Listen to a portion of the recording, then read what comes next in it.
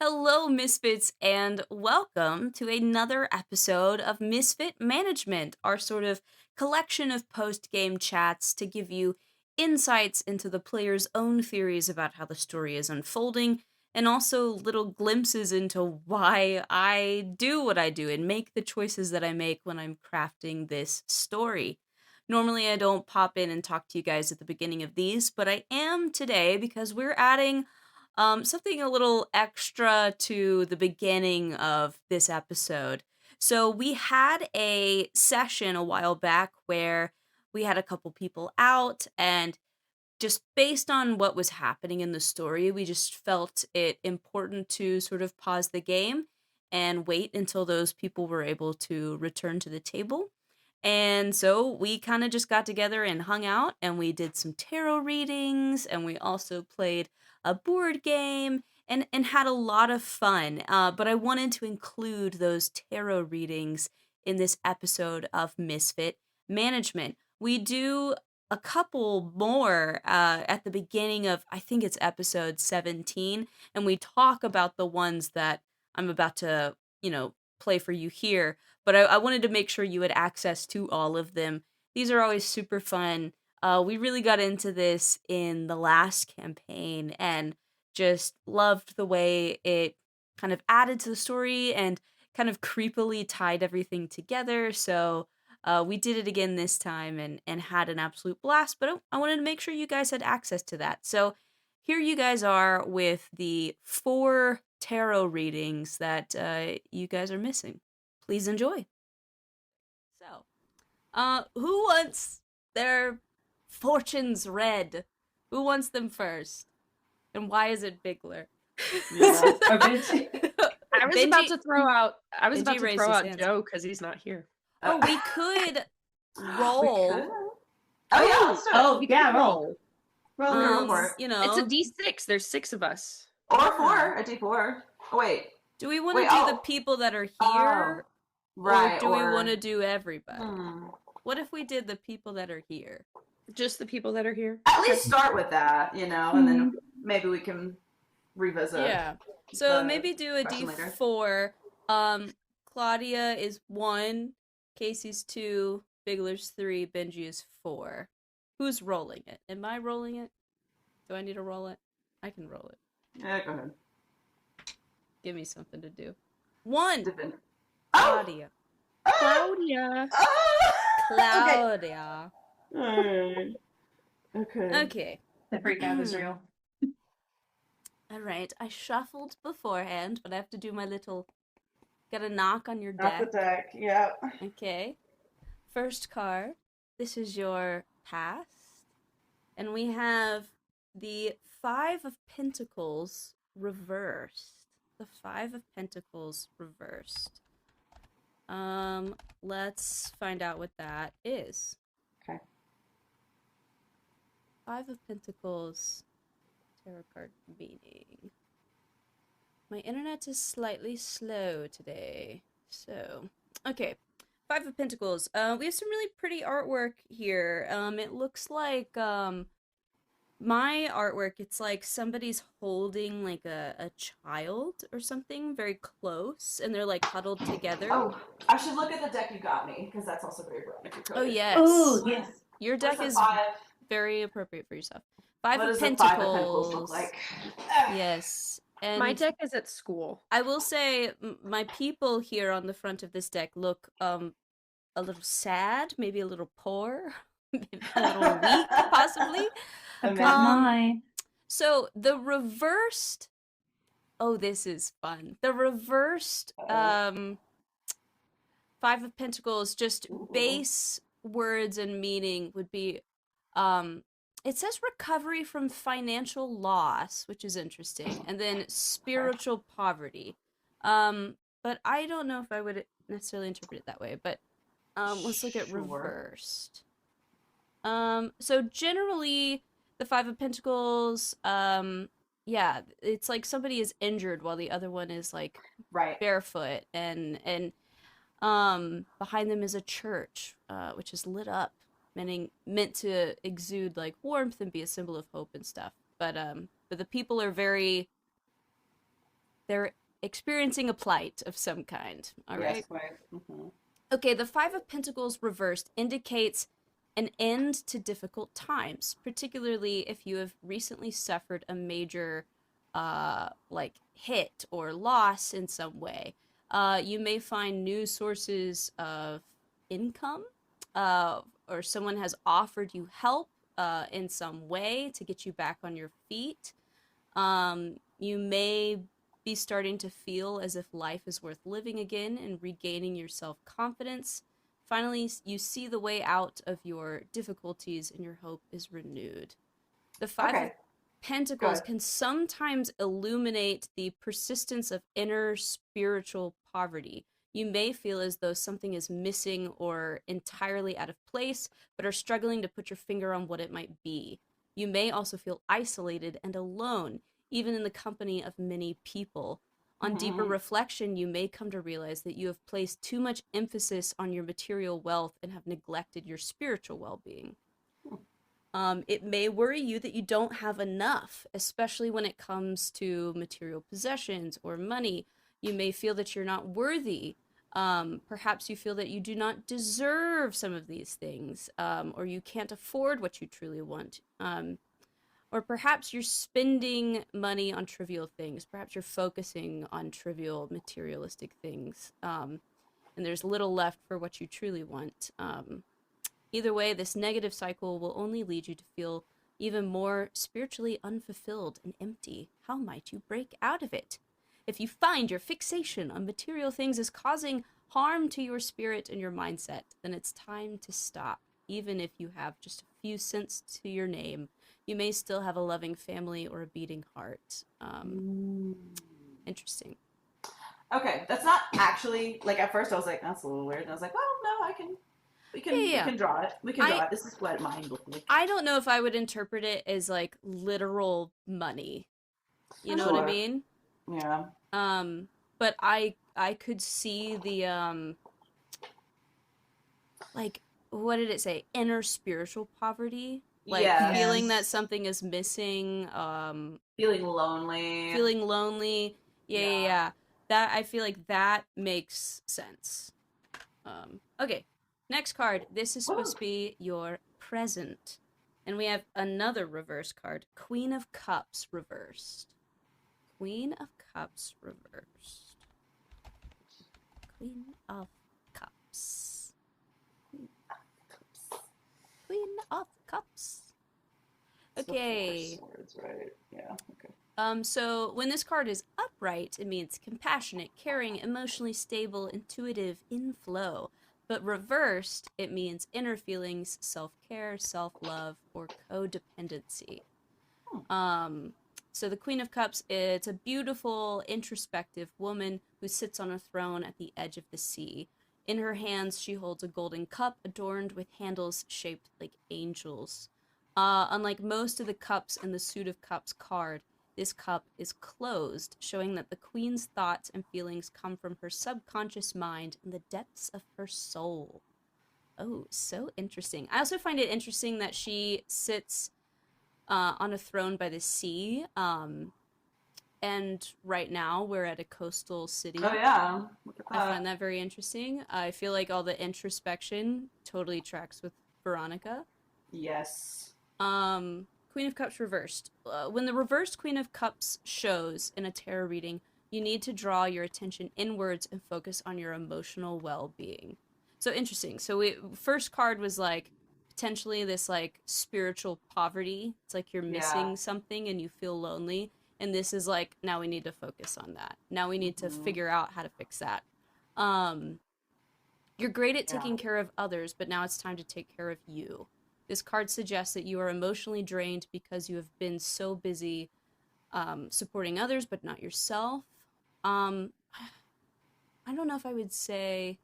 I might word that differently. I would word that differently for her, I'd say. Yeah, I don't know if I would say, like, supporting others, but you've been so focused on, like, certain tasks or quests, and you've not necessarily focused on your own, like, inner self. Correct. Yeah. You may need to set firm boundaries with your loved ones so that they know you love them, but will not take their but you will not take on their emotional baggage. I don't think you're. No. I don't. No, we're This is still very isolated. It's kind of cheat coded, which is Okay, funny. It is I a was little thinking that cheat too. coded. Yeah, honestly, this card is like chi in a nutshell. It really is. But I some of these aspects I would ascribe, yeah. Yeah. In a way. The reverse Queen of Cups could mean you are wrapped up in other people's emotional responses and have created a codependent relationship that is not healthy for either party. You may be giving too much of yourself away, receiving little in return, or you may be inadvertently fostering dependency so that you feel needed. Examine your relationships and see where you can create a healthy detachment. Interesting. That's interesting. I don't know if I would say that. Right. I think the what you said about like focused on certain Yeah. things. Yeah. And then as well, and like why she wants to do those certain things and like Ooh, this next section might unpacking be. that. This next section, I think, touches on that a little bit more. The Queen of Cups reverse is also a sign that your intuition is on overdrive right now. But to hear it, you need to give yourself time and space to listen. It doesn't matter how busy you think you are. See this as your sign to reconnect with your intuition and tune in to your inner voice. That tracks, I think. Yes. I also what you were saying about like the juxtaposition of this card and the reverse Five of Pentacles is like as well the whole what happened between her and Cassius, and then like, oh, here's Cassius. Right. You are not over it. Right. You know, and I think that's also for sure. At times, the reversed Queen of Cups is a warning that you are letting your heart rule over your head, and your emotions may overwhelm you if you're not careful. You may need to ground yourself, express your feelings privately or with somebody you trust, and work through why they've bubbled up this way. Be careful not to let your emotions overtake your life in such a way that you worry you are losing control and perspective. That's interesting given the werewolf side of Veronica. I was going to say, I can definitely see like this fear of losing control as like a big part of her. For sure. Find a peaceful space to center and calm your soul. Listen carefully to your intuition and your inner voice. On the flip side, the Queen of Cups reversed could suggest that you may be out of touch with your emotions or forced to restrict or hold them down deep inside. There it is. There we are. It's like there's always a point where this gets a little scary accurate. If you do not address these emotional issues, they will reach a boiling point. Your stress levels may increase and your ability to cope with everyday problems could suffer.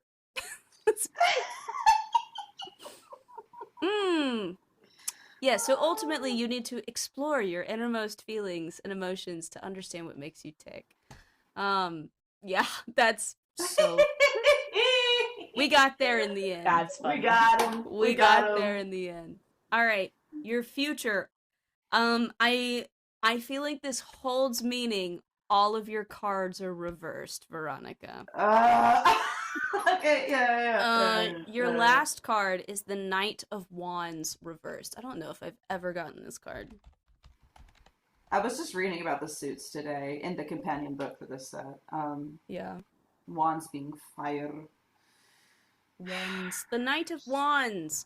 So upright, this card can be energy, passion, inspired action, adventure, impulsiveness. Reversed, it can be representing a passion project, haste, scattered energy, delays, frustration. The Knight of Wands sits on his horse in full armor, wearing a yellow robe decorated with salamanders? Oh, associated with the element of fire. Interesting. Okay. Yeah. And a helmet with fiery red plumes flowing behind him. He holds a sprouting wand in his right hand, which symbolizes his energy and enthusiasm for his mission. Super interesting. Okay, reversed.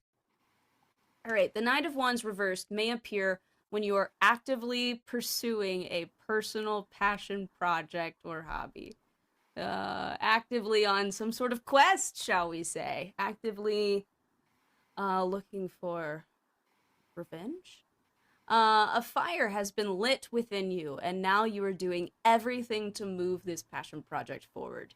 You have no intention of turning it into a raging success. It is simply for you to channel your energy into.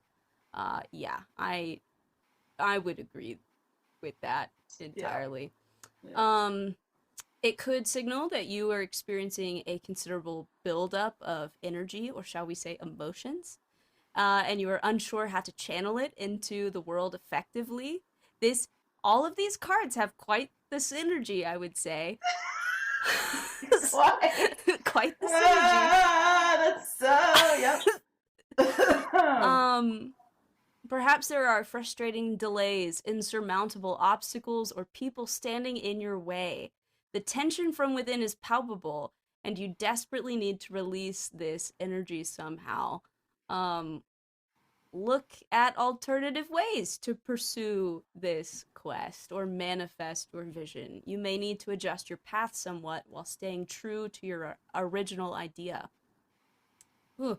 Conversely, the reverse Knight of Wands suggests that you may be acting impulsively, trying to accomplish everything at once. You are rushing from one task to the other without focusing on details or ensuring sustainable success. This may appear to work in the short term, but long term, you could end up burning yourself out or falling short of your goals or who knows what else. Slow down and know that you don't need to do everything at once.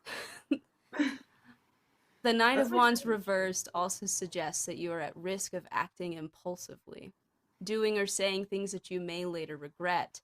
You want everything to be fixed straight away, but you do not allow yourself time to think through what is best for you. Be careful, too, that you are not reacting instantly to everything that happens. Give your circumstances some space and time before you take action. You may also find yourself feeling frustrated that factors beyond your control are impacting your situation. Again, remind yourself that there will be things that you can control and change as you want to. You just have to find them. Crazy. On a side note, can I give a little personal anecdote for this card? Oh. By all means. This fall in about September, I had Sarah Kate used my tarot deck to read my past, present, future. And that card was my future. And then it got very chaotic in my life and a lot of things were happening. And you know what happened in November? I got sick as hell. And I've still been sick as hell since. So freaking mood. Cheers to that. Cheers to that, man. Oh, man. Oh, goodness. I'm just saying, every time we do this, I don't know. I don't know what it is. The way it all lined up emotionally is crazy. Yeah, that's to have really a through scary. line like that. It was crazy. Yeah, that's nuts. Actually, dog. Puppy! There is a dog. I love dogs. Mommy. To quote Mustang. Roy Mustang. Oh my goodness. Oh. Okay. I'm gonna roll. Let's find out who's gonna go next. Who's next? 3. That is Biggs. You're gonna go next. Oh, I cannot wait for this. This should be super interesting and fun. Okay, first card. This is your past. Yet another reversed card. We have the Emperor reversed. Oh? The Emperor! Interesting! Ooh, that's interesting. That's interesting. Oh, Lord. Dead. Yeah. Let's find out what that means. I'm already scared. Nope. That's not what I want. I want... Hello? Emperor... This is crazy. It is. I know. So funny. I love Is it readings. funny? Okay, To me. So, upright, this card symbolizes authority, establishment, structure. a father figure. Reversed. Sorry, I needed the pause there. Reversed, this card could represent domination, excessive control, lack of discipline, inflexibility. Let's just sit with that for a second. We're getting red for filth. My God. Okay, so if the Empress is the mother archetype of the tarot deck, the Emperor is the father. He sits upon a large stone throne adorned with 4 ram's heads, symbolic of his connection with Aries and the planet Mars. Great. Now we all know that. Fantastic. In his right hand, the Emperor holds an Ankh, the Egyptian symbol of life. In his left, an orb representing the world over which he rules. Yeah, and what he wears is indicative of his power, his passion, his energy for life. And underneath it is a suit of armor suggesting he is protected from any threat. And then the Emperor has a long white beard, which is symbolic of his age-old wisdom and experience, along with his crown. And he's this, authority figure who demands to be heard. Behind his throne on the card is a mountain range that sort of signifies that he's got this solid foundation that he's backed by, and he's resistant to making any changes unless he deems it necessary. Beneath the peaks flows a small river, giving some hope that despite his tough exterior, he is still an emotional being. It will just take a lot of digging and trust to open him up to his softer side. I felt like the description of that card was very important to read. Okay, the Emperor reversed. Amanda. Sorry, I read the first sentence and laughed. Ready. Okay, the Emperor reversed calls on you to assess your relationship with power, control, authority, responsibility, and discipline. Are you expressing too much or too little of these elements in your life right now? Are they working for you or against you? In the reversed position, the Emperor can be domineering and rigid in his thinking. The card can suggest an overuse and abuse of authoritative power surrounding you. It could originate from you or from another person, often a boss or father figure. And it may be because of deep insecurities or father issues from childhood. Considering the role that power plays in your life, are you asserting your power and dominance in a way that leaves others feeling powerless? Or are you giving away your personal power to please someone else, often a father figure or a person in authority? Seek to find a solution where you lead from a place of personal power and enable others to do the same. Power can be equally and constructively distributed. You don't need to take it from others, nor do you need to give yours away. The Emperor reversed may be a sign that others look to you as their leader or as an expert in the field, but you are shying away from that role. You may fear being seen as the leader, instead preferring to hide in the shadows or stay out of the spotlight. There may be other ways you can make an impact and influence the world, such as authoring a book or training others to reach a bigger audience. That's interesting. Sometimes the Emperor reversed asks you to stand up to authority. You may feel fed up with an overbearing or hierarchical organization or system and feel compelled to enter a more flexible and adaptive environment. Maybe you aspire to be your own boss and work independently. Or you may seek a career where you can have greater flexibility or creativity in how you complete your work. You are sick of having to always work within the confines of a particular structure or way of doing things, and you want to break free from it. When the Emperor reversed pops up in a tarot reading, pay attention to your commitment to your goals and your self-discipline to get the job done. If you're struggling to see any real outcomes, check that you have a plan in place. a routine to support it, and the dedication to see it through. You may need to get a little tough on yourself and do the uncomfortable work you'd prefer to avoid, but if you can harness the positive, upright energy of the Emperor, your efforts will lead to success. Interesting. Hang on, let me just double check. Okay, I'm gonna read this next section. It's specifically for relationship readings, but I think some of this might still apply. Period. So, the Emperor reversed suggests that you may be in an unequal partnership, and it's making you unhappy in the long term. Your significant other, or whoever this person is, has become overbearing, possessive, dominating, and authoritative. While you may have been looking for a partner to take care of you and offer you a stable foundation for the future, those qualities have gone too far, and it seems as though much of your independence and freedom have been taken away.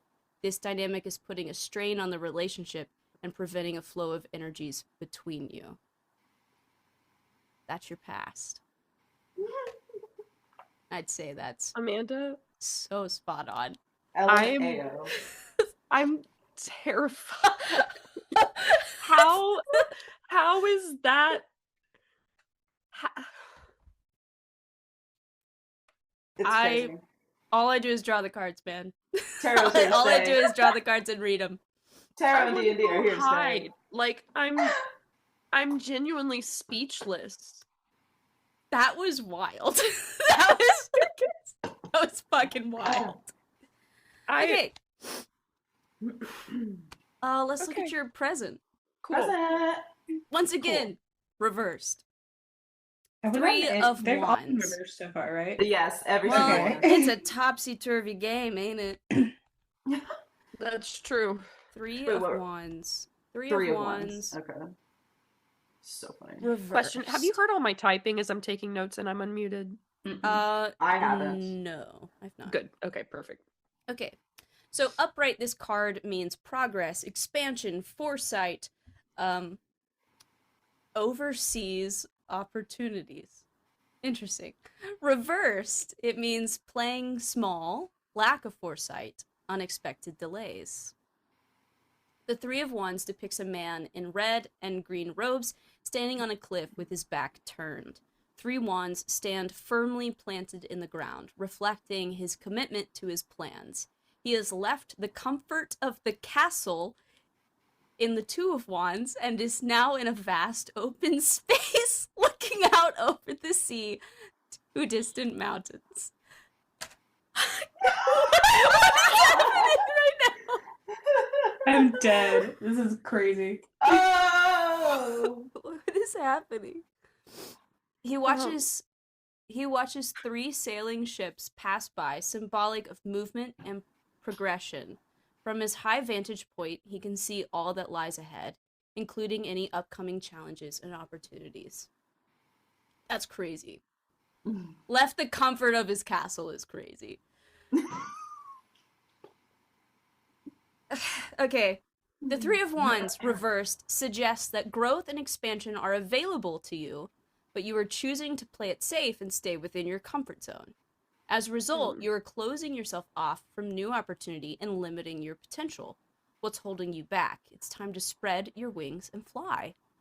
The Three of Wands reverse indicates that you have attempted to embark on your journey of personal development, but did not accomplish your goals. Unexpected delays and creative blockages might have popped up on your path. Or, maybe somebody blocked the moons and there's cultists all over the place. Yeah. There is disappointment, frustration, and a general feeling that you may have just wasted your time by even starting on this path. What you might not realize, however, is that these setbacks are an essential part of your life's journey and contribute to your personal evolution. Similarly, the reverse Three of Wands can indicate that your plans might come to a grinding halt with unexpected delays and other frustrating obstacles. You may need to wait on others to complete a task, or you have underestimated how much time the work involves. When planning, add buffer time so external problems don't adversely affect you. You may also struggle to put your plans into action and are now feeling worried that you have overcommitted yourself. It's possible that you did not adequately prepare for the challenges on your path, or you were unrealistic about the risks associated with your plans. Break down your ideas into smaller tasks and make them more manageable and realistic. Conduct a risk assessment ahead of time to understand what difficulties you might face, and then create strategies to avoid or minimize those risks. That's interesting. It's also very appropriate. Yeah. Okay. I want to point out that Ronnie's also talked about frustrating obstacles. Yeah. Yep. Wait. Yep. Obstacles. And things not going well. A commonality. Okay. Your future. This is interesting. It's also reversed. It's the Empress. God. Shut up. Okay. No way. It's the Empress. No way. I'm losing it. No way. So, the Empress. Upright, this card represents femininity, beauty, nature, nurturing, abundance. Reversed, which is what you got, it means creative block and dependence on others. The Empress is a beautiful, full-figured woman that has sort of like a peaceful aura about her. On her head, she wears a crown of 12 stars, showing her connection with the mystical realm and the cycles of the natural world. Her robe is patterned with pomegranates, symbolic of fertility, and she sits upon a luxurious array of cushions and flowing red velvet. One cushion features the symbol of Venus, a planet of love, creativity, beauty, grace. This is the essence of the Empress. A beautiful lush forest and winding streams surround the Empress, signifying her connection with the Mother Earth and life itself. She draws her sense of peace from the trees and the water and is rejuvenated by the energy of nature in the foreground. Golden wheat springs from the soil, reflecting abundance from a recent harvest. Interesting. Okay, reversed. Reversed. The Empress encourages you to make self-love and self-care a priority. Now is the time to bring your energy and focus to yourself, especially if you have been giving away your personal power by placing too much emphasis on another person's emotional or material needs, thus neglecting your own. It's essential that you fill your cup and care for yourself so that you can then take care of others without resentment. You may also crave a stronger connection with nature and Mother Earth. Now is the perfect occasion to spend even just a few hours in a natural setting. Breathe in the radiant energy as you're surrounded by nature's beauty, and take time to notice the little things.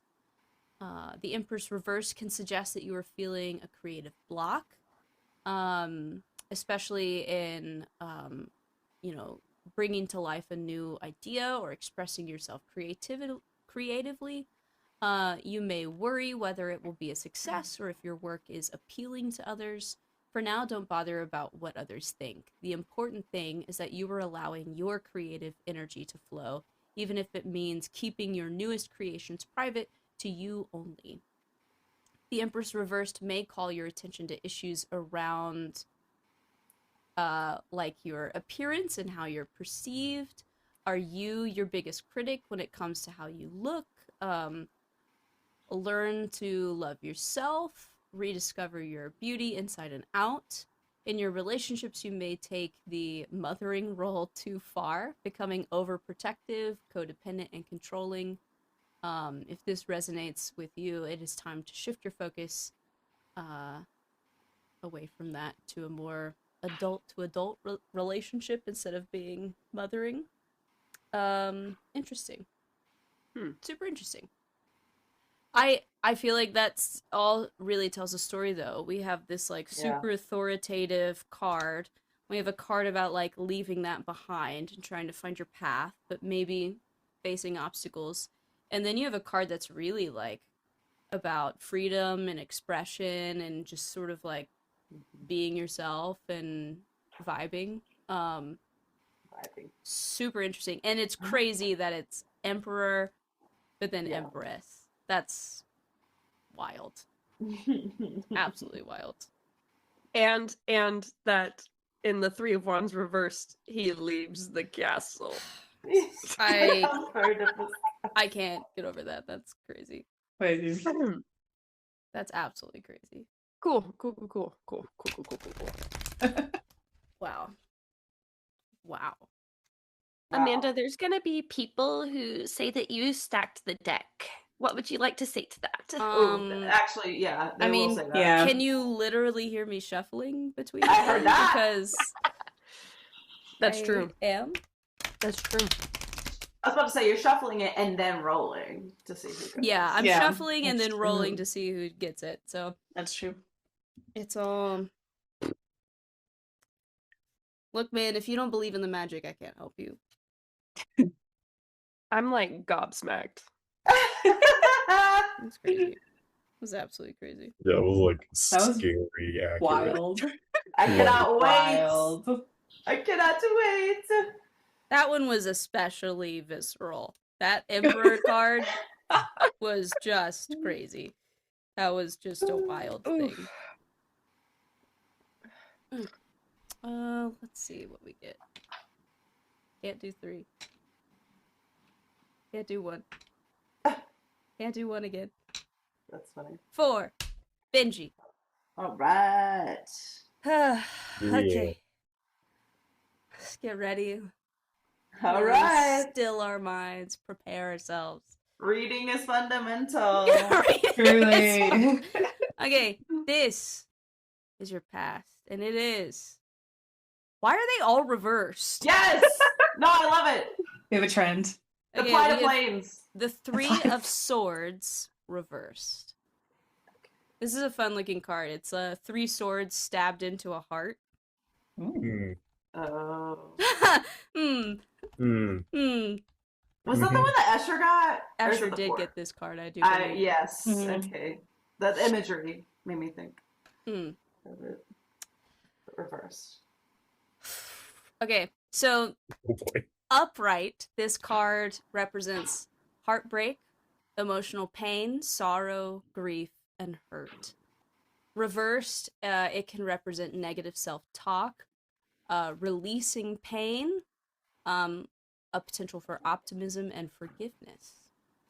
The 3 of Swords shows a heart pierced by 3 swords, representing the pain inflicted by words, actions, and intent on the emotional and physical self. The dark clouds gathering in the background mirror this pain, but offer the hope that just as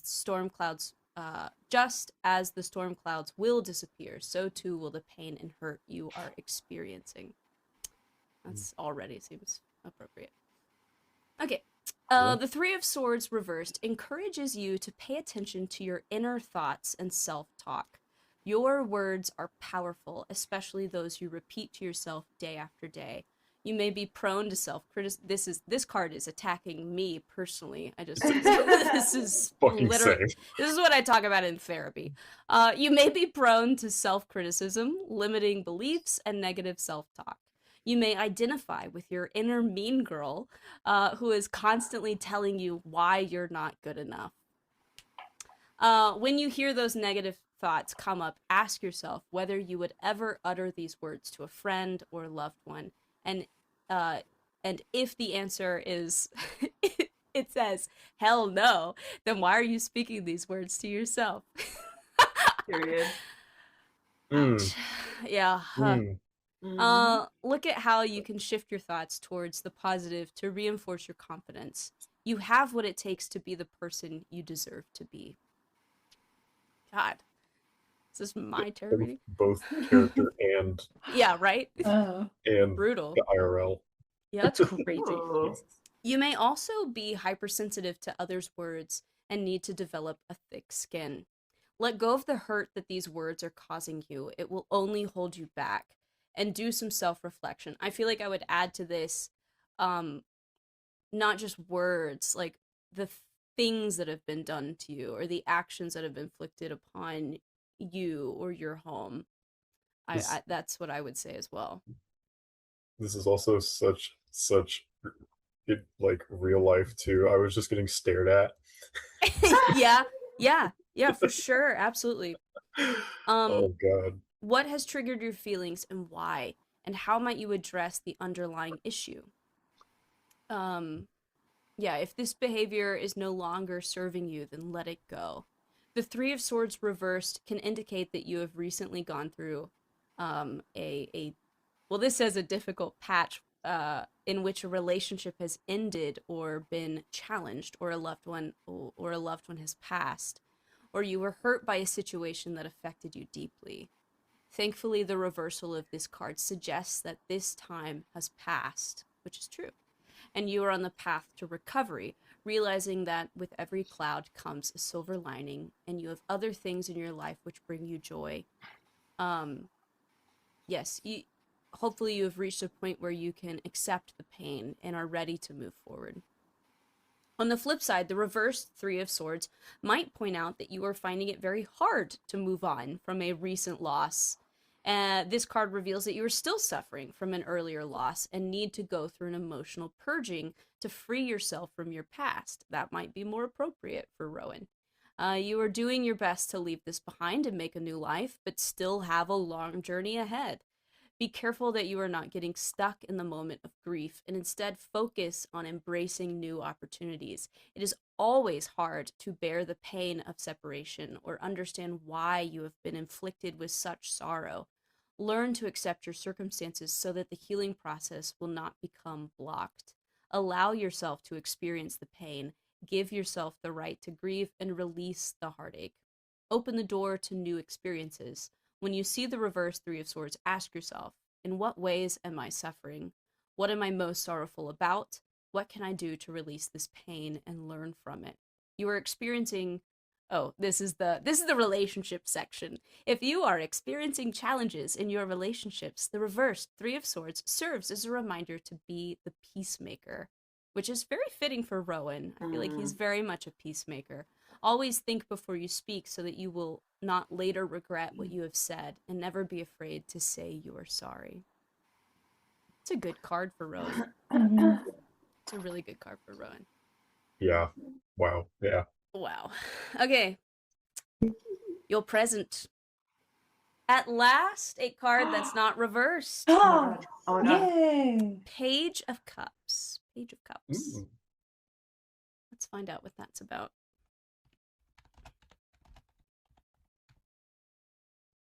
Page of Cups. Okay. Page of Cups. Upright, this card represents creative opportunities, intuitive messages, curiosity, and possibility. The Page of Cups wears a blue tunic with a floral print and like a little beret on his head and a flowing scarf. He stands on the shore with a wavy sea behind him, holding a cup in his right hand. Surprisingly, a fish pops its head out of the cup and looks at the young man. The fish and the sea behind him represent the element of water and all things to do with creativity, intuition, feelings, and emotions. The unexpected appearance of the fish signifies that creative inspiration often comes out of the blue and only when you are open to it. Has everybody's present card so far somehow involved water or the ocean? It might have. I think so. Yeah. I think so. Yeah. Yes. Interesting. The queen Well, sat by the presently sea. we are at a coastal town, and that's weird. But also, they've all kind of been about like possibilities and they've been very fitting for like we're on an adventure, you know. Yeah. Okay. The Page of Cups suggests a new idea or opportunity has come to you out of the blue. Really? No shit. Your creative energy is flowing, and now the question is, how will you express it? Will you snap up this new idea and turn it into something, or will you let something else bring it to fruition? It is up to you. Spend time exploring the idea to see if you want to move forward. The Page of Cups invites you to have an open and curious mind. Be open to anything, including a fish popping its head out of a cup. That's literally what it says. It is with a curious mind that you will discover new aspects of life and yourself. Open your mind to all possibilities, especially those of a creative or intuitive nature. You will be pleasantly surprised. Be ready to dream the impossible dream and explore the magic of your fullest potential, even if it seems out of reach. The Page of Cups is asking you to embrace your inner child and believe that anything is possible. As each page asks you to explore a new facet of yourself, the Page of Cups is asking you to explore your creative, emotional self. You may start, oh, this is where it's like funny real life things. You may start a new art class, read books about how to express your feelings, or learn more about your developing psychic abilities. Dreamy aspirations race through your mind, and you may find yourself moved by simple things. Don't be afraid to let your feelings show and wear your heart on your sleeve. Rowan definitely wears his heart on his sleeve. Oh, yeah. That's super appropriate. This card often appears when you're being called to trust your intuition and be open to the multitude of intuitive messages coming your way. Look for synchronicities and signs from nature that will guide you on your path. They may come from unexpected places, or they may not even make sense to your rational mind. Be open to the possibility and ready to discover new aspects of yourself. It's like following intuitive breadcrumbs. One intuitive clue leads you to the next, and the next, and the next. And before you know it, you have found yourself in a place of full alignment, happiness, and bliss, all by trusting your intuition and going with the flow. In a practical sense, the Page of Cups can indicate that you will receive an unexpected and pleasant surprise. The pages are often known as the messenger cards, and with the Page of Cups, you may receive a message related to the emotions, intuition, or creative endeavors. It might be, oh, this is like, this is real life things, which is crazy. It is not a surprise that you can anticipate or force. Be ready to receive when the moment comes. I feel like this is also very funny given the thing that you now have access to at 5th level. Yeah. That feels very appropriate. Yeah. Interesting. What a happy card for your present. Yeah. Quiet. Yeah. That's so good. That was very fitting. It is very, it does feel super Trust your fitting. intuition and, Yeah. You know? Even like look towards nature a little bit. Yeah. Yeah. Oh, yeah. Like, especially describing the card of the page wearing the floral print, I was like, hell yeah! Yeah, yep. Okay, your future card, we're back to reversed cards. Oh boy. Is the Two of Pentacles reversed. Two of Pentacles reversed. Let's see what this means. Is it good? Is it bad? Okay. Probably somewhere in between. Yeah, right. Two of Pentacles. Upright, this card can mean multiple priorities, time management, prioritization, adaptability. Reversed, this card can signify being overcommitted, disorganized, or reprioritization. In the Two of Pentacles, a young man dances while juggling 2 coins in his hands.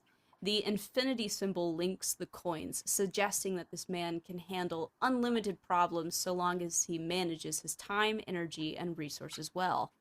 In the background, 2 ships sail the high seas, bobbing up and down on the huge waves, another sign that the ups and downs of life are manageable with focus and attention.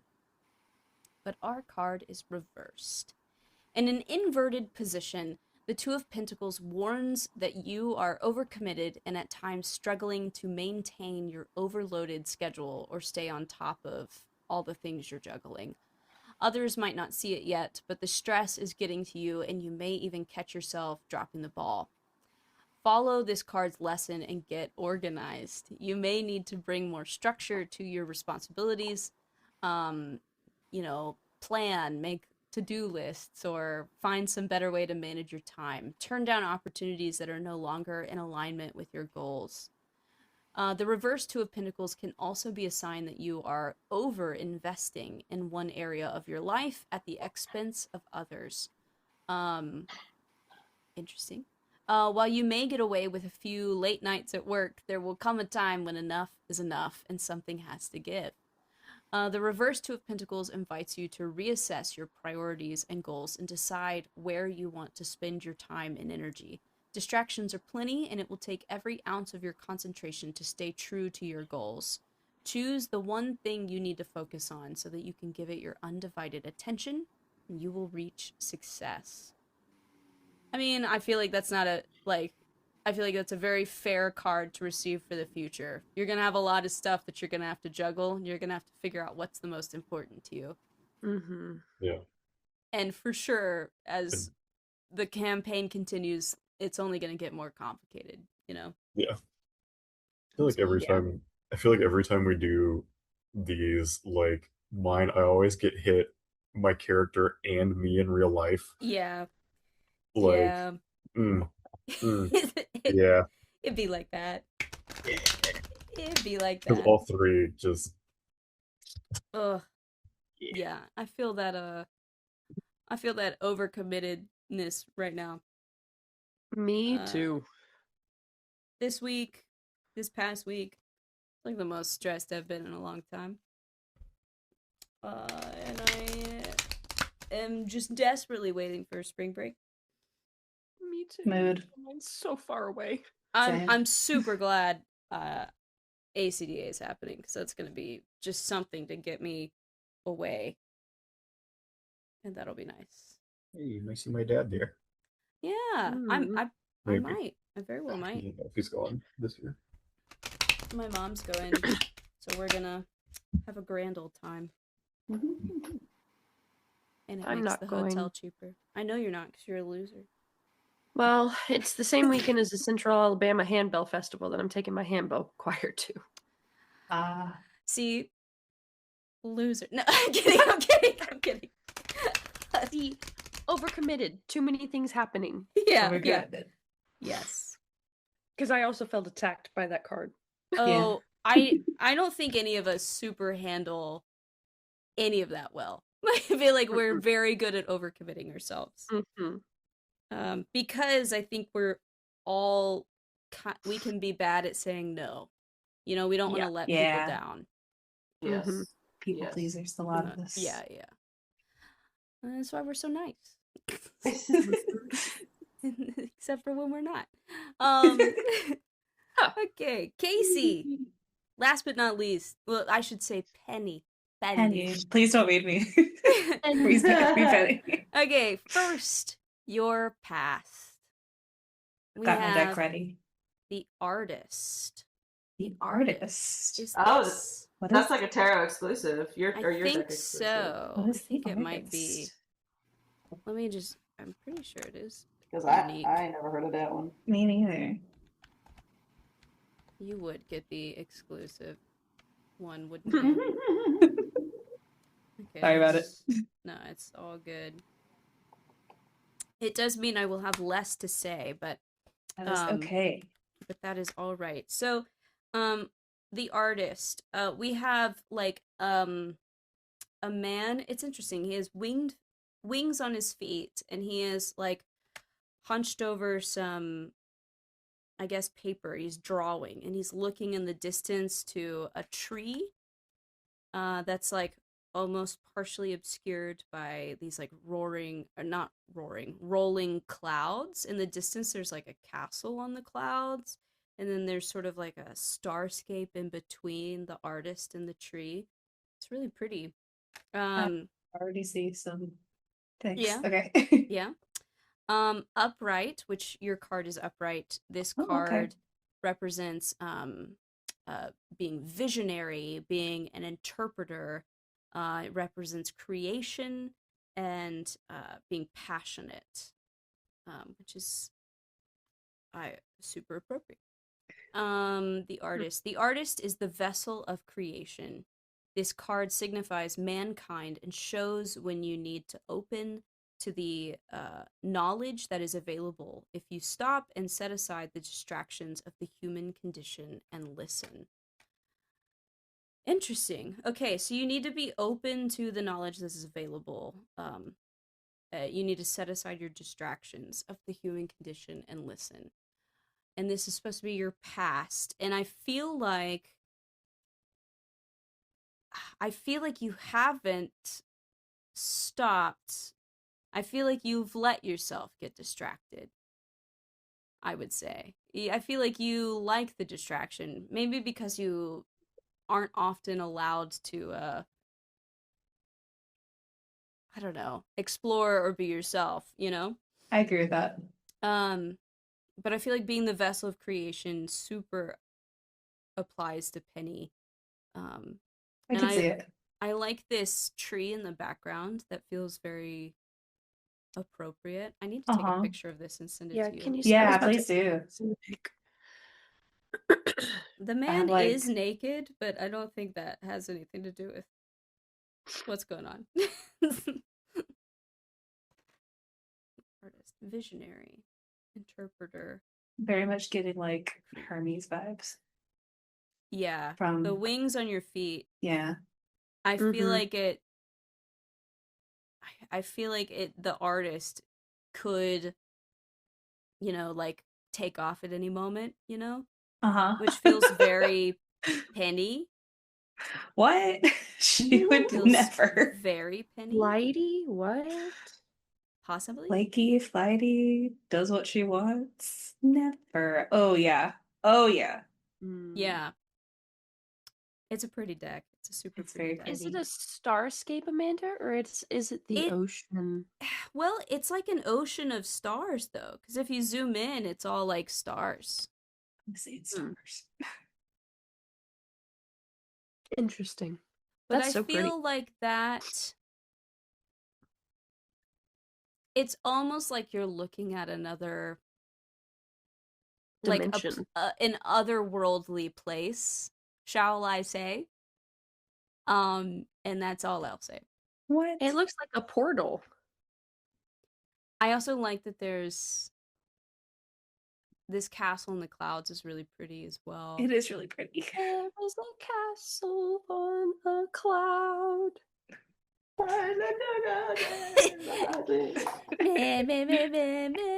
I wish I had all of the lengthy paragraphs to read you to like further delve into that, but that's okay. You got the special exclusive card, which is interesting as well. That out of all of the cards, I actually thought I had removed all the special cards. And apparently said, one no, snuck its way in. We need to show up for Penny today. And Penny, who is quite special. Yes. And I could don't go special, mean it that way. Good but or like, special derogatory. I feel like there are some ways in which Penny stands apart from the rest of the party. And so I feel like it's fitting that you got the one card that's not standard across every set. You know what I mean? Okay. I will take it. The present. 2 of Swords. Not reversed. Not reversed. Not reversed. 2. Not. I'm getting nervous. 2 of Swords. Yeah, yours 2 haven't of been Swords. reversed so far.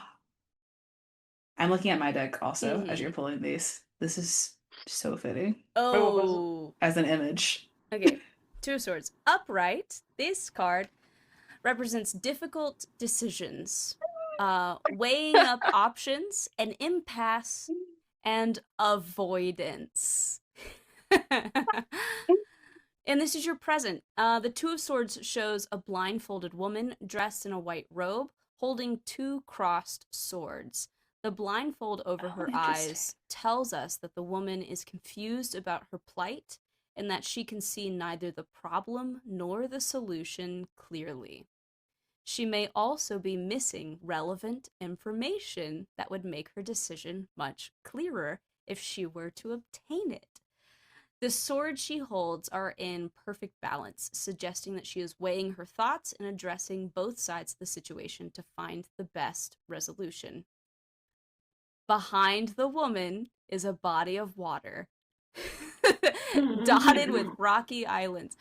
Everybody's present card is water. That's weird. I'm gonna need to send y'all this picture because it's on mine. It's very appropriate for. Yeah, your deck is very appropriate. Yeah. While the water represents the emotions, and while the Suit of Swords traditionally associates with the mind and intellect, its presence shows that the woman must use both her head and her heart to weigh her options. The islands represent obstacles in her path and suggest that her decision is not as clear-cut as it seems. She will have to consider the situation as a whole. The crescent moon to her right is a sign that this woman needs to trust her intuition as she makes her choice. And I was thinking more on the artist as I was reading that description. So in the artist card, you're looking at something that's far away, and it's like literally like on the other side of space. It's like super distant from you. And I feel like that's so fitting for Penny. Like, she's always super interested and invested in something that, like, she can't go to. And she wants to go there and tries at every opportunity to get there. And, like, you have wings on your feet. You can go there. But, like, for some reason, you always end up at a distance drawing pictures of it instead of being there. And I just feel like that's so appropriate. And then we have this card. Your Two of Swords, where I can't see anything. Where you can't see anything, and you need more information to make a call.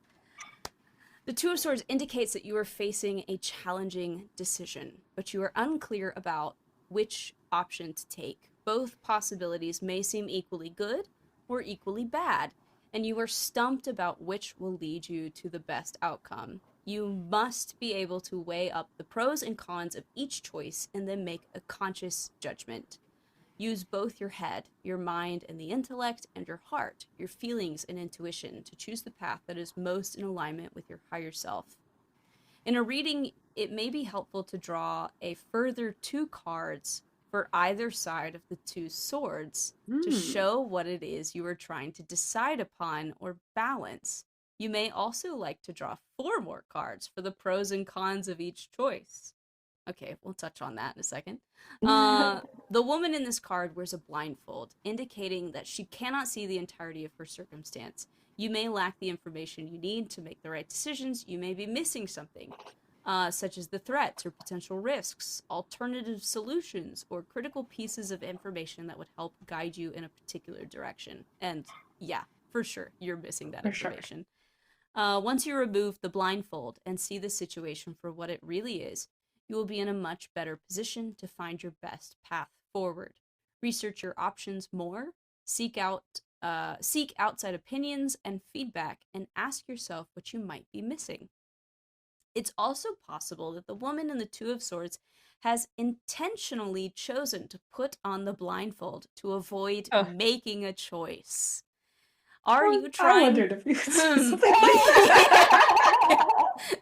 Are you trying to hide from a challenging situation or impending decision? I know you do. I feel so called out. Hoping that if you ignore it long enough, you won't need to worry about it.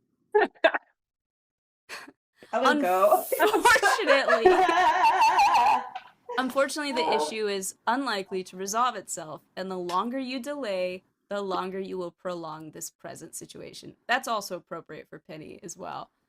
Yep. Similarly, the Two of Swords can reflect indecision and an impasse on an important matter. Again, you can only put it off so long. At some point, you have to make a move. The Two of Swords comes as a reminder that many of life's decisions are difficult. The Two of Swords comes as a reminder that many of life's decisions are difficult ones and rarely come with clear-cut answers. The invitation is to make your choices with your best intentions, fully aware of the possible consequences. Avoidance will lead to greater conflict and stagnation. Should we draw a card for each side? I think we should. Okay. I want to see if they're accurate. Wait, let me finish writing this. Okay, I'm going to send you... This is what my Two of Swords looks like. And I just feel like it's appropriate. Ooh. Oh, you texted it? Uh-huh. Oh. Because she's not holding the swords, but there's obviously some, like, yeah. you know. It's not here yet on my computer. She looks like Penny, bro. She's green. Yeah. That's crazy. Also the background. Tree, yeah, it's all yeah. Uh-huh. Yeah. Also just the presence of the moon and then all the moon is Salune there. stuff. Let me get my phone. Give me a second. It's not coming through on my computer. Okay, I don't think we've ever gotten a card that was like, hey, you should draw more. hey, when in doubt, draw more.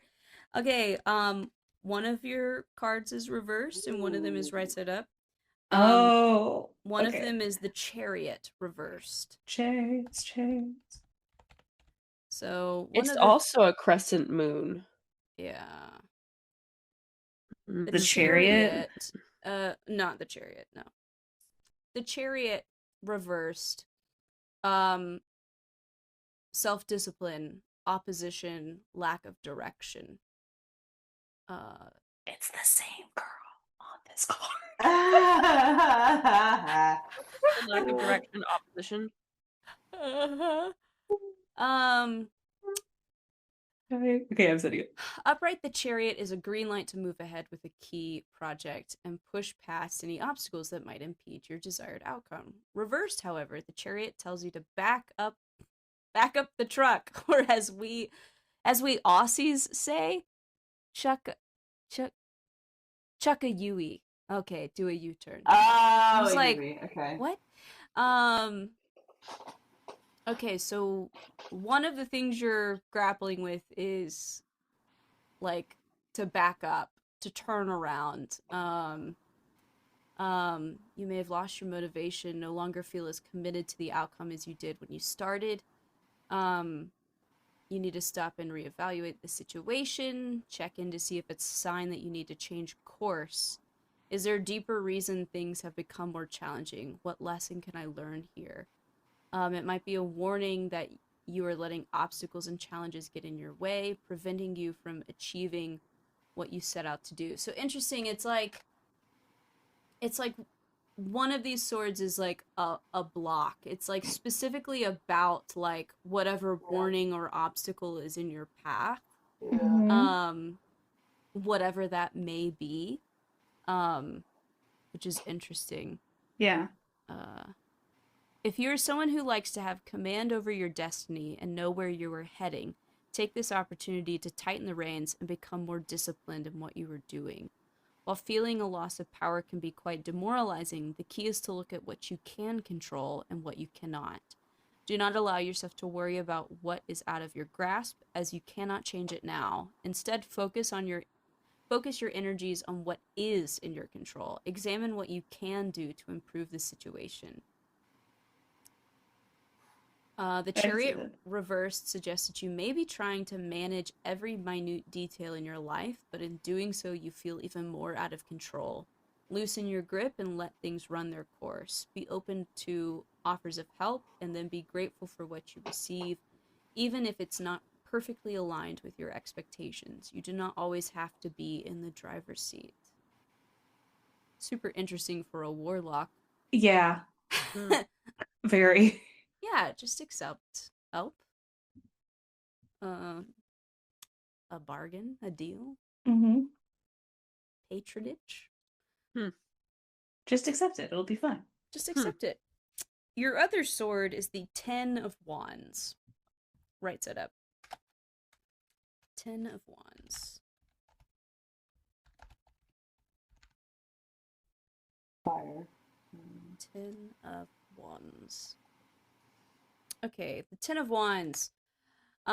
This card represents burden, extra responsibility, hard work, completion. Interesting. What was the last word? Completion. Okay. Oh, that's so. Oh my god. Okay. Yep. Okay. Okay. Keep going. I'll tell you. The Ten of Wands notes that you are taking on an extra burden, a heavier workload, a greater responsibility. You are. Even though it's weighing you down and making things tougher for you, you understand it is only temporary. So you're willing to put in the hard work now to accomplish your goal and reap the rewards later. Interesting. Sometimes the Ten of Wands appears when you are unconsciously taking on extra responsibility and finding yourself feeling weighed down, exhausted, or burnt out. You may try to do everything at once, even though you know it is adding extra pressure to your daily life. The Ten of Wands asks you to stop and examine your current lifestyle or work. Assess which activities or tasks are urgent or important, particularly concerning your broader goals. You may need to use various time management prioritization methods to determine where best to spend your time and which tasks you can drop. The good news is that the tens in tarot represent the completion of a cycle, and with the Ten of Wands, the end is in sight. You've been pushing yourself to your limits and working very hard towards your goal. Now you are taking those final steps on the path to realizing your dreams. Interesting. The Ten of Wands can also show you that even with the achievement of your goal, some significant responsibilities and commitments will come with it. When you reach a point of completion, you become starkly aware that you must now carry on the duties you have laid out for yourself to ensure ongoing success. So one of your swords is like a roadblock, something that's forcing you to turn back or something that's holding you back. And then your other sword is like this other responsibility, this like new extra burden that you're taking on. So it did also talk a lot about like responsibilities and obstacles, which aligns with others' ratings. I was freaking out because my Ten of Wands has the girl with the blindfold burned off. Oh. That's weird. That's pretty That's crazy. She's not on every card in this deck. She's on the 3 that were pulled for this. Okay. All of that was your present, right? Yeah, that was a lot. Okay, let's look at your future, Pin. Penny's just having a great time over here. I don't know what you're talking about with all this responsibility. Right, yeah. She's just having fun. Your future card is right side up. It is the 10 of Cups. Oh, another cycle. Yeah, another 10. We just learned that 10s mean the completion of a cycle, so... Yeah, this is 10 of Cups. This is interesting. So, the 10 of Cups, upright, divine love, blissful relationships, harmony, and alignment. Interesting. Okay. On the 10 of Cups, a loving couple stands together, arms outstretched, as their 2 children play nearby. They look towards their home on the hill and a beautiful rainbow in the sky filled with 10 cups. These 2 have true everlasting love and have everything they could ever wish for. The home, the kids, and most importantly, fulfilling love, as they share this bond with the people around them. The family home symbolizes stability and comfort, while the grassy hills signify fertility, and the river marks the flow of emotion. The rainbow signals the end of difficult times and is a sign from the divine that everything will be okay. The idyllic scene is one of true emotional fulfillment and divine love. Interesting that your future card is like happy family. Yeah, I know, that's given like your character, I find that so fascinating. Yeah. The 10 of Cups embodies happiness, joy, and emotional contentment, particularly in your relationships and family. You have created an abundance of love and happiness in your life, and you now share this love with others, expanding your heart even more. This card often appears when you're surrounded by your loved ones with whom you share a powerful and deep connection. You appreciate and support one another, and together you help each other reach your highest potential. It brings you so much joy to see your loved ones succeed and live happy lives. Such a happy card. The 10 of Cups is the happy family card, suggesting that your family relationships are harmonious and loving right now. No one is fighting or causing any tension. All family members are getting along with each other and sharing in the love and happiness that surrounds you. This seems unachievable to you, doesn't it? Very much so. It might have to be found family. Maybe we're your family. This card may appear in a reading when you are spending more time with family, perhaps on a holiday, reunion, or event where you can rest and relax together. That's so funny. I love the little, like, inserting, here's the real life thing. Right. The Ten of Cups is a positive card for relationships. Let's see. When the Ten of Cups pops up in a tarot reading, you have a sense of wholeness, completion, and alignment in your relationships with others. You are experiencing an idyllic state of peace, harmony, and love where your dreams and wishes have come true. Take a moment to step back and appreciate everything you accomplished. You created a life of connection and bliss by following your heart and trusting your intuition. The Ten of Cups encourages you to follow your heart, to lead you to the opportunities aligned with your highest good. Your feelings and emotions will guide you. When something feels fantastic, do more of it. And when something doesn't feel right, do less of it. Allow your inner guidance to lead the way. Seek out opportunities that fulfill you and align with your personal values instead of following the path that others expect you to take. What a lovely, happy card. Don't know how to feel about it. I actually think that's very appropriate.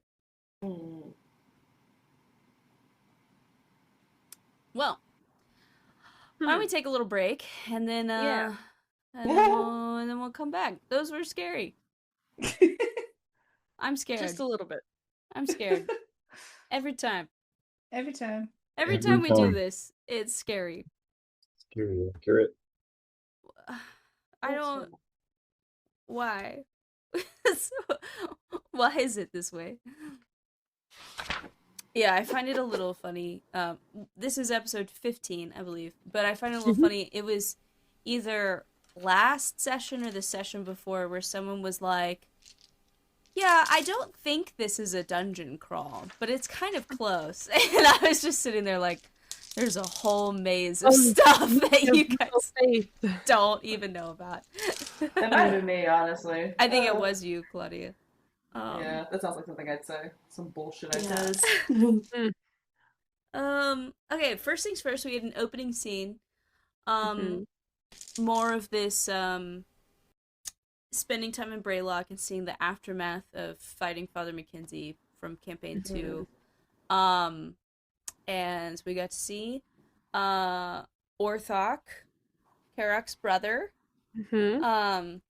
which is fun. And that was sort of just to set up, like, you know, why this would even exist, you know? There really was no treasure or expansive hoard of anything found when y'all defeated Father Mackenzie, so we're kind of finally tying up that loose end. Yes. I don't know. Any thoughts on that opening scene? I should change the music.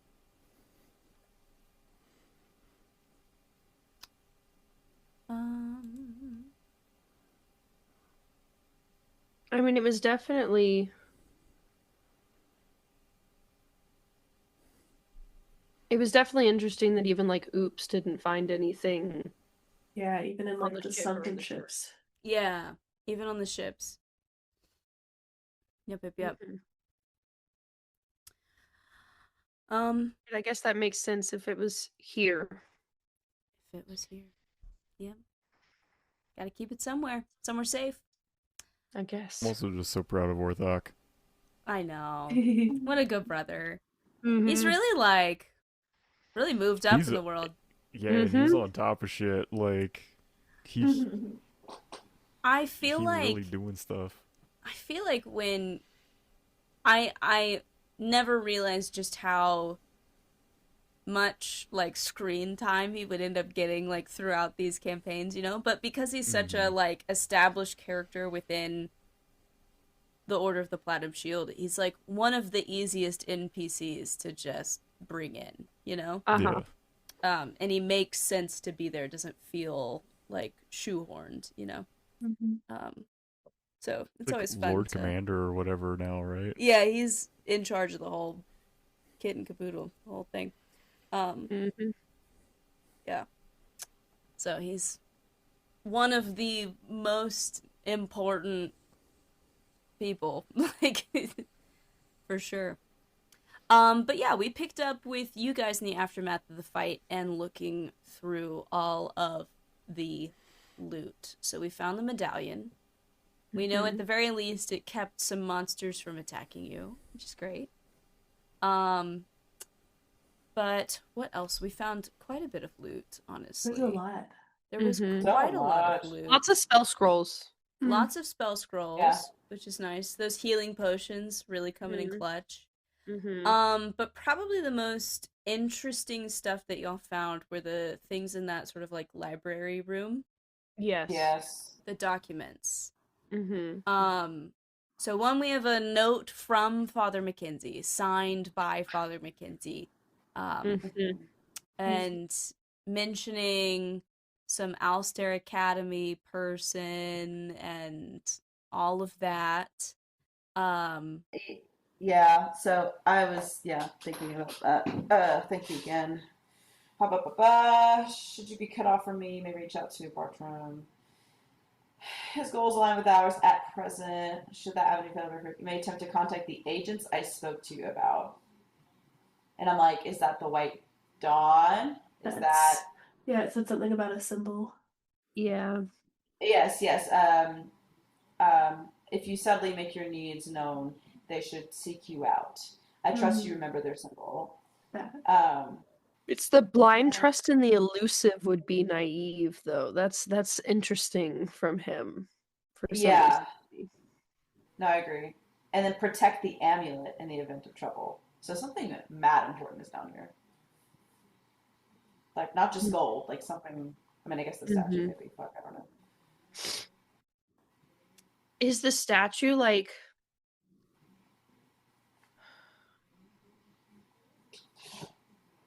a worldly manifestation of Shar? Like, I don't... It's giving off such evil magic. I don't know. But Shar can just show up, though. Like, there's no veil. Shar could just show up. Don't tell me that. That scares the crap out of me. Y'all did that. We know this to be true. We know this to be true. I know. Umberly, like, drowned a city in the last Umberly campaign. showed up. Yeah.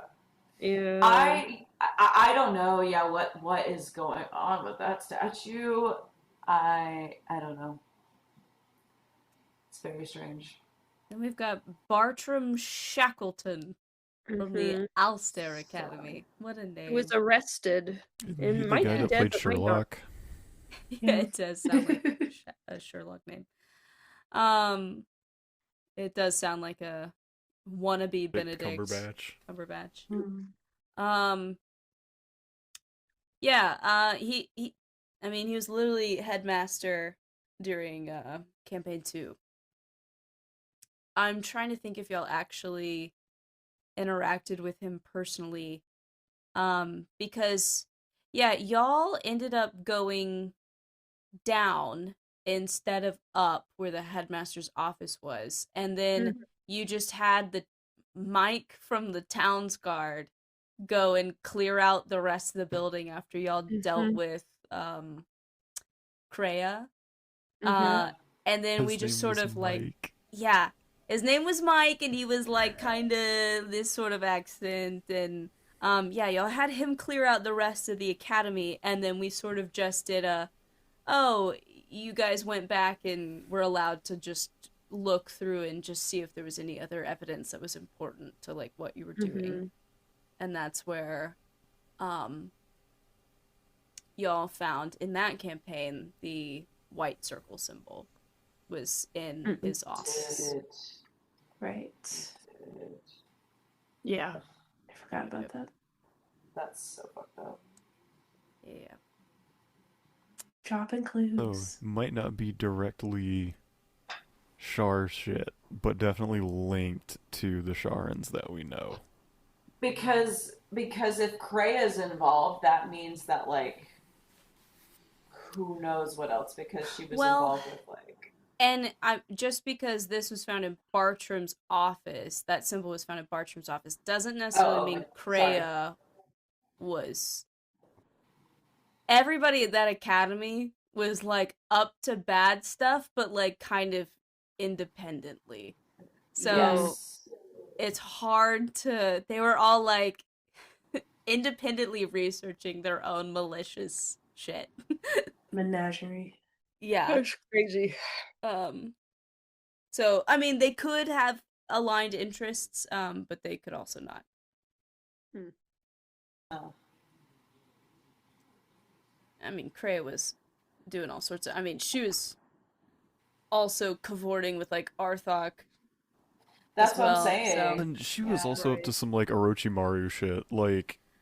She's doing all sorts of stuff. Yeah, she was building her own Warforged. I think really what she wanted from Arthok was just the Amulet of Plains. I think she just wanted to be able to go wherever she wanted, but...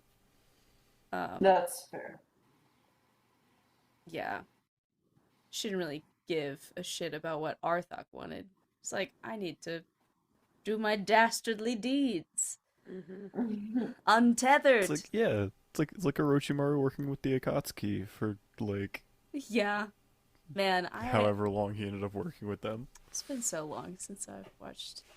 Rewatch Naruto, it's really good. I should. I've been thinking about some, like, classic anime. I'm like... And then there was the other document, which was not written by Father Mackenzie, that outlined pretty much his whole ritual and described, you know, the earrings, and also had this warning, like, you would do well not to let this information fall into the wrong hands. I trust I will not need to explain why.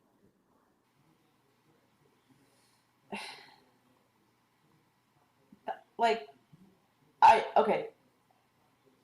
reading this, I'm like, well, yeah, because, like, if the good guys find out, they're gonna kill you, and you can't get your stupid ritual done.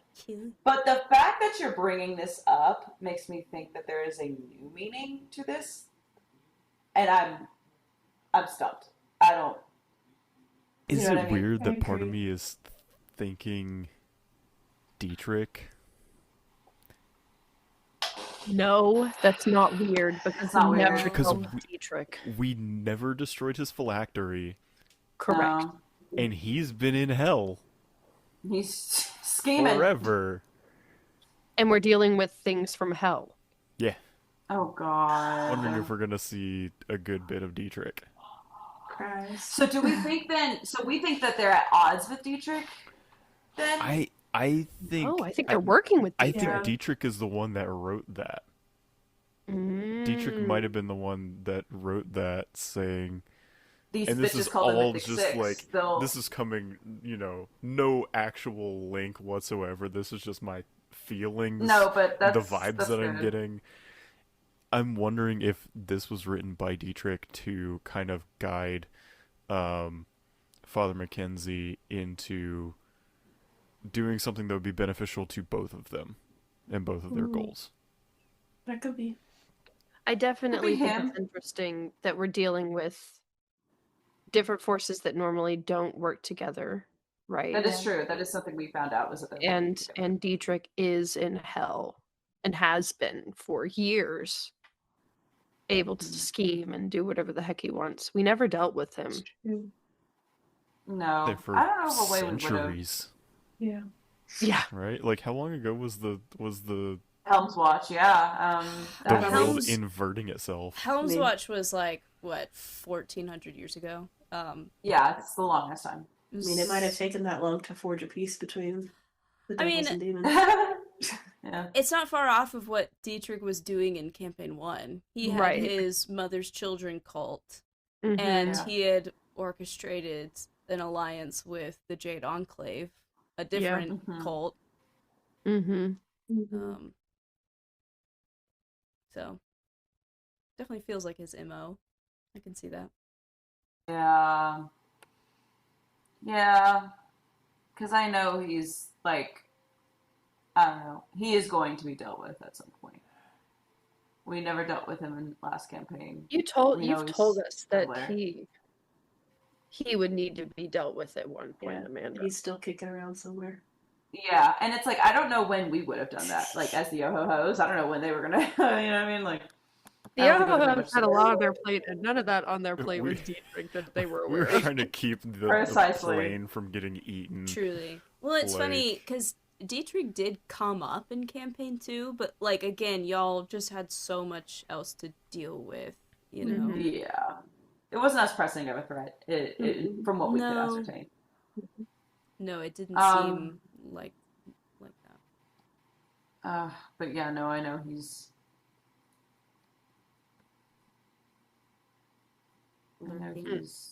a part of it. I still think of that sometimes, of like how we were scrying on Co, and you're narrating this entire scene. And we're just like, oh my god, and we're like, oh, it's the red dragon temple. Okay, bet, you know. And then you're like, oh my god, oh wait, and you're like, I'm sorry, I've made a mistake that because it doesn't work if they're on another plane. And then we were like, yeah, what a crazy moment! So nuts! So nuts! Crazy moment. Yep. Yep. And then it was just derailment from there. Truly derailment. Truly. So if I do let you fight him again, I will be reworking that stat block. I like how she said "let us," like it'd be a privilege. Privilege. Hey, if it makes you feel any better, we don't have a Tempest Cleric that can cast Silence. It's true. We don't have a bard that can cast Wall of Force. It's a totally different... It is a different makeup for sure. Yeah. Yeah. I don't if I think can get a couple smites access. off, he's gonna be hurting. Oh, because it does extra damage to fiends and undead. I do legitimately think and stress about a potential fight with Dietrich. And have been for years. I'm like, oh god, how would I do that? We definitely don't. Yeah, we don't have access. We don't have access to all those things, but we would have access to different things. So I'm sure we can. I'm sure we will be cooking up. It all depends on like what level you are when you fight him. Mm-hmm. You know, that's what's god. Well, I mean, at he's least a lich. 13. I mean, I was about to say he's a lich. We should not be doing that anytime soon. It would be at least 13 until we can plane shift. I think we just go straight there. We don't have a cleric. We have a druid though. Druids can plane shift. Yeah, druids can plane shift. Yes, correct. Or maybe one of you will die, and then your next character will be a cleric. I thought the end of that sentence was going to be, and your next character will work for Dietrich or be Dietrich. I was going to say, yeah, and your next character will be in hell. It's like, yeah, great. We'll be Dietrich. Dietrich. Would be crazy. When all of this, when this campaign is over, Casey, remind me to tell you who your patron would have been if you had gone the fiend route. I know, I was debating between two, and she had both ready. Yep. I hate that. No, I think I don't want all that knowledge. Yeah, so you found a treasure room and maybe another one. So that happened also, in addition to these cryptic notes. More important, Bayleaf. We should talk about Bayleaf. Who's that Pokemon? Yeah, literally. How we feeling about Bayleaf? I'm curious. I don't think he's evil. He's just chill, dude. I don't like him. I don't think he's evil. Veronica, here's the deal. Veronica definitely doesn't trust anybody. Shocker. You know, especially in Bailey's position. Yeah, so that's so fair. You know? So, we're definitely keeping an eye out. But me, Claudia, I mean, I think that's he's interesting to have, and I think it's hilarious that he's not like uptight about anything. He's like, you took my boots. You took my shoes, man. We're just like, oh. I'm just laughing at. I don't mean any harm. I just want to talk. Well, he did. And the journaling. Oh, yeah, then he like snitched. You didn't tell him not to snitch. No. I mean, yeah, but like, damn. Just all violently started writing to each other. Mm-hmm. I do think I can see the bard in him. The like how he's kind of shading is like they were like journaling. Maybe they don't journal with you. That's crazy. Like they want me to make somebody invisible. Stirring the pot. They didn't tell you that I'm supposed to make someone invisible? That's crazy. Right. They didn't tell Just you. stirring the pot. Having sat there and watched all of the turning of the guard. It's like in his now I took him out of the fight way sooner than his strategy says to, but the fight was not going well. That's fair. But it's in his so I get like strategies for each person, and most of them are like target spellcasters because they're familiar with like how they work and how they help people heal and stuff. But they also, I have instructions of like for Bayleaf, he can contribute to the fight for a bit, but once he feels like it's not going in the bad guy's favor, he's supposed to turn invisible and then go hide and then approach the party when they take a long rest and try to negotiate getting off the island. Interesting. I just had him like immediately just decide to like turncoat essentially and not help his allies. Yeah. I think he got one shot off and it missed. There was at the very beginning of the fight, there was like an arrow that flew out from the direction, but missed, I think. And then after that, he turned invisible and hid. Yeah. But that's fair. Kind of crazy that this still feels like very much part of the world. It does not feel like a separate published module. Very much. I've taken the care to leave it in, and a lot of it just felt super perfect anyway. Like really, really, well suited. I think the other one, the bathhouse, also like. There are just certain aspects of it that I just feel like line up perfectly. This wasn't supposed to be to Shar, I don't think. Right, that was my next question, is like what DD was it originally? Or I feel like the mural in the original description was like dragon oriented or something, and I'm like, we're not doing Tiamat again. It was just too perfect to do Father Mackenzie stuff.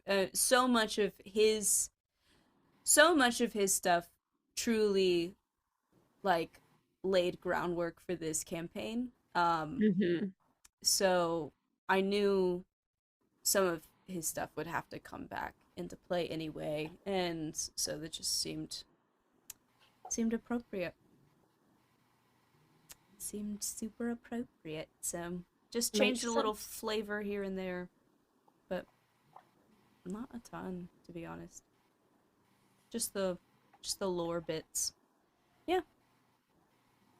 I feel like that'll wrap us up. Episode 15. And on to the next one. This was episode 16. Sure was. Sweet 16. Yeah. We're getting there. It'll be episode 20 before we know it, which is weird. Oh you my guys God. I was thinking, fought admirably and succeeded, which is great. Sorry that it was harder than it probably needed to be, but you were fine. It was alright. It was good. It was great. We lived. Yes, exactly. You came, you saw, you conquered, And you got some treasure, which is good. Lots of treasure. Hell yeah. I guess before we go any further with that, we opened on a scene of Pelamari, and we saw some good old friends. Any thoughts on that? Scared. Scared? Yes. Yeah. The anchor's gone. Well, okay, so like all of these anchors are all in these various, cities and whatever. And Pelamari, I was like, who would realistically, get called upon to like help with Pelamari? And I'm like, well, I mean, Ronan and Vindrig live there. Like they're always there.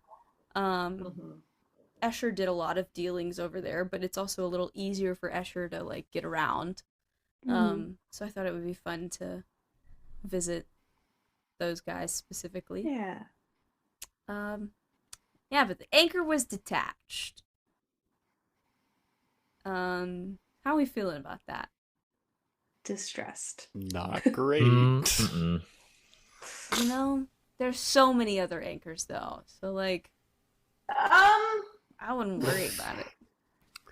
Anytime you say not to worry six, about and we know it. 2 of them are fucked. Anytime you say not to worry about it, I actively worry about it. Okay, but like I feel like we knew that Pelamari had to be kind of like fucked though. Yeah, I just hadn't like fully processed in my brain. Like it makes sense. Yeah, same. For sure. But hey, we got a little insight into that and got to see some old friends after a long time, which was fun. And then you guys left the island, but you interacted a bit with this person, Gallagher. I know Bigler's not here, but any thoughts on that whole development? I think, at least from our conversation with Gallagher, it seems that their goals are not what Ellie fears they are. Yeah. It seems that way. It seems like they're just concerned for her well-being rather than wanting to like bring her back. But I definitely understand Ellie's like trepidation about anything relating to going back home. And I don't even know the whole shit behind it. Watching Bigler dance around that topic is endlessly amusing. Endlessly amusing. It's so funny. There are so many ways this could go wrong now that they're in the same town.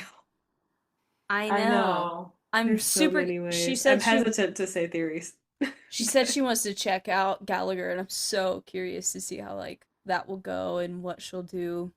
For sure. Got a big paycheck from the Duchess and bought a bunch of stuff. Oh yeah. Which is nice. Does it feel good to be rich? Feels good to afford things. Yes. Yeah. At the very least, to not be poor.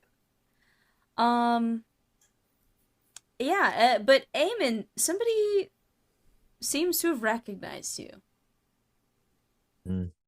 How does that feel? It feels interesting, of course, TM. Of course, player. And I'm already, I'm already thinking about kind of my retort to that, which I mean, of course, is just going to be my ignorance. Right. Something that we discussed earlier in creation of the character. I know what this is playing into, and I'm very excited about it. Me too. Yeah, very, very excited about it. I think it was 3-4 sessions ago where we had that opening scene regarding my kind of background. So, like I said, it's just interesting to see bits and pieces of that kind of like starting to come into play. For sure. And those kinds of opening scenes are coming for everybody else too. So your days are numbered. Just know that it's going to happen. Some of you I may need clarifying information from, some of you I may not. It really depends on how much has been left up to me and how much hasn't. But yeah, it's coming. Yeah, I'm super excited. That'll be fun. But we all leveled up, which is super fun. but a little bit scary. And maybe, explain to the audience why that might be scary. Amanda fucks us up at level 5. Yes. Who doesn't? I guess from a like D&D at large standpoint, like level 5 is where tier 2 begins. If you're talking about tiers of play like Adventurers League does, level 5 is where tier 2 starts, and things get a lot more real at level 5 and a lot more deadly. Yeah. I love tiers of play. It's basically breaking down the game into these different tiers, and they kind of help you scale like the kind of level of threat you're dealing with. And so like tier 1 is very like local threat, and by the end of that you kind of become like local heroes, sort of like folk heroes of like whatever region you start out in. But once you get to tier 2, things expand a bit, and so like the threats you're dealing with are larger. These play into a larger area, or maybe the world as a whole. And so everything gets a little bit more real, a little bit more serious. And I've always liked bumping everything up when you get to tier 2. And level 5 is the start of that. And there's always some kind of like twist that you'll hit us with. Single campaign, we've hit a twist in level 5. So we shall see if that holds true this time. But I also know that you guys know what I do, so I'm keeping that in consideration. I mean, it's not going to be till level 6. I don't know. I'll do whatever feels right, It's going to be great. I'm excited about it. It'll be a good time. It'll be a good time. I'm trying to think if there's anything else. I mean, I guess we'll move on to the bathhouse is probably the next big thing. But and that scares me too. Yeah. I guess just to put it back on your radar, y'all did find a sending stone in the abbey. We did. Along with all of those other documents and stuff. So just to remind you guys, it didn't come up, and I just want to make sure that doesn't get totally forgotten.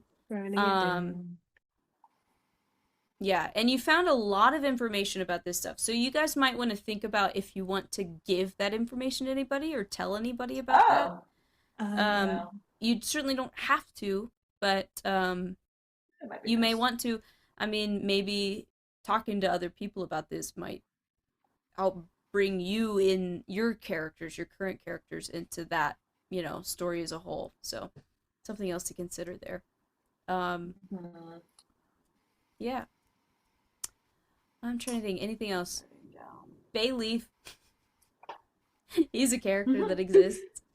Oh, that reminds me. I need to add those boots. Yeah, you do need to add to those. my inventory, and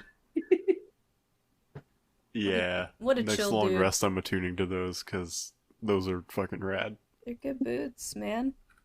What a chill dude. What a chill dude. I feel like he's gonna be one of those people that you guys, whenever we're at the end of this campaign and it's like, call upon your allies, one of you is gonna be like, let's call up Bayleaf and bring him into this. You're so true. They'll just roll up and be like, yeah, sure, mates, do whatever. Anything else? Any closing thoughts?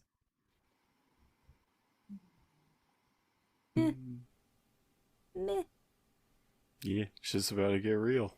Shit's about to get real. And just, for the record, it is lather, rinse, repeat. And I feel it's very important that we all acknowledge that that is what is correct. And it just needed to be it needed to be said, and I just want to make sure that you as an audience know that. I don't want you to wander through this world ignorant of the truth. That's crucial knowledge. It's very important. So funny. Anyway, I think that'll wrap us up for episode 16. See you next time.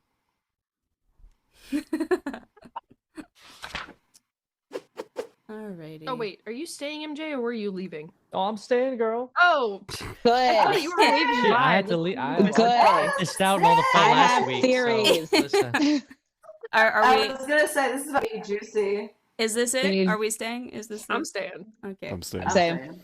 Fantastic. We need to talk. Hey, you! We do need Hey, to. We you! need to talk through some things. So, we opened with another scene of an anchor, and this time we returned to Aaliyah Thallis. Almost phallus. So close. So, yeah, you players, you awful people like to ruin my maps, audience. And one of the first names that got rewritten, it wasn't the first, but it was one of the first, was Aaliyah's Phallus instead of What was the Aaliyah first one? Phallus. The first one was Dwayne Tylock Johnson. Right, because Tyler. Classic. Classic. And then that's It so just Ravenport. went off the rails. That's from so Ravenport there. was pretty early, too. That's Yeah, the it was- Ravenport, it was milk green, all- and watermelon. Watermelon. Watermelon.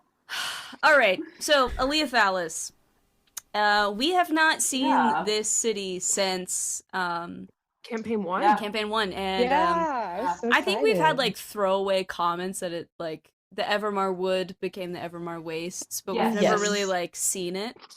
Right. So Mhm. now we saw it.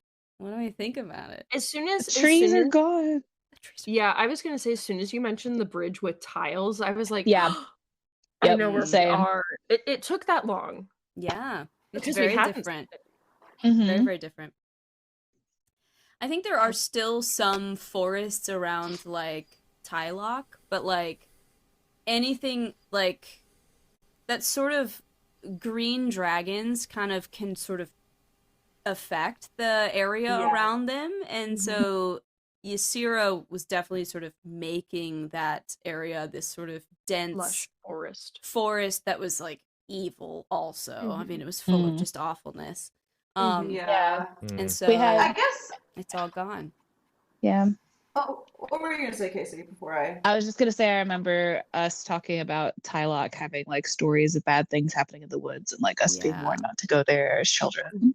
Yeah. Correct. It was was rough. For Soup's sure. bad, full of the badness.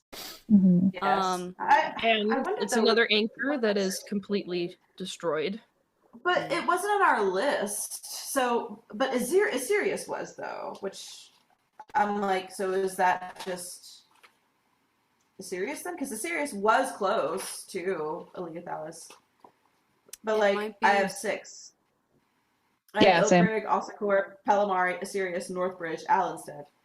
Yep. So I'm like, is it just Asirius then? But why are we gonna leave that? I don't know. But Yeah. I had that More thought. I was like, questions. yeah.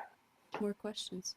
maybe that's just one we don't know of. I don't know, but Maybe they didn't reveal all of the anchors to the public on purpose. actually, that would make sense. That would make sense. Who knows? Not that it helped since it's gone, but Literally though. Right, and that might have something to do with why Ysera was even there in the first place. oh, that's a good point. Why she settled there. Yeah. Well, and she was working with Dietrich. Mhm. Yeah. Yeah.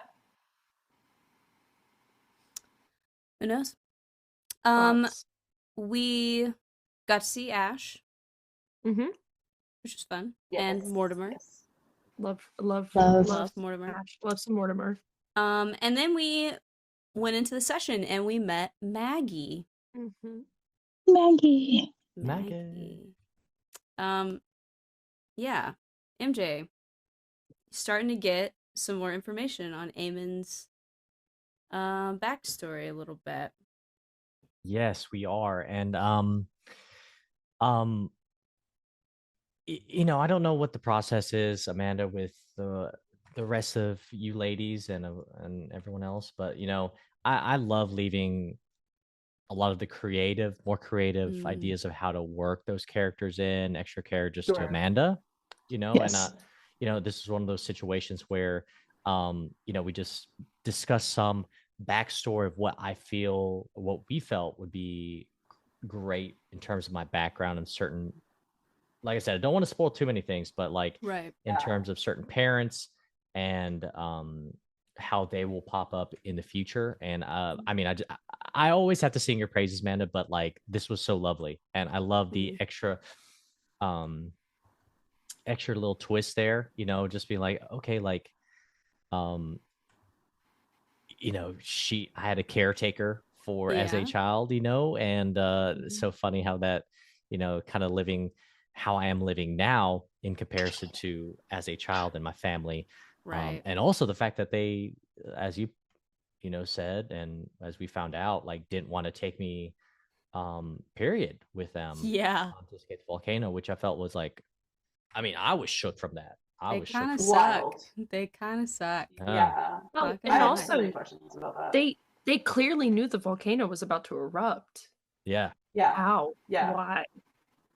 Very. And why would they leave? Because it's very strange. It's very strange because like I feel like the kind of parents that they seemed like were maybe people that like didn't like children, didn't like the idea of raising children, but at least wanted to preserve whatever they had. And so I'm like, whatever you guys are up to in that cellar and shit, I kind of figured you maybe would want your child to carry whatever crazy thing you're doing on, but to just leave them. I don't know. I have questions. I have so many questions. I felt like they used having a child as a way to get themselves into the town. To anchor themselves more socially. That's what I got out of that story. Can I tell you sense, though. Yes, Case. My theory at the risk of potentially spoiling things? The husband is odd. The husband is charismatic. The husband did not have a name. Mm-hmm. Yeah, what the fuck is that? Oh Wife is Calpurnia Cawthorn. Wait! And he looks just like his fucking mother. Oh my god! Cassius Cawthorn is my guess. And she has an apothecary shop. Oh my god! Mm-hmm. She lab created this baby, bro. that is what I'm getting. Not my That theory. is not where Casey went with it at all. But I find that so funny. What were you thinking? Eamon is Kyle XY. He is charismatic. He's been traveling a lot secretly, and we didn't get his name. I think it's Cassius. See, I had a thought.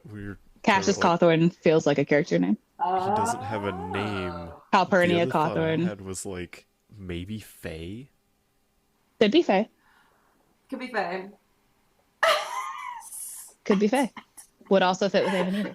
I love that you went lab grown immediately. I went lab grown. Test tube baby.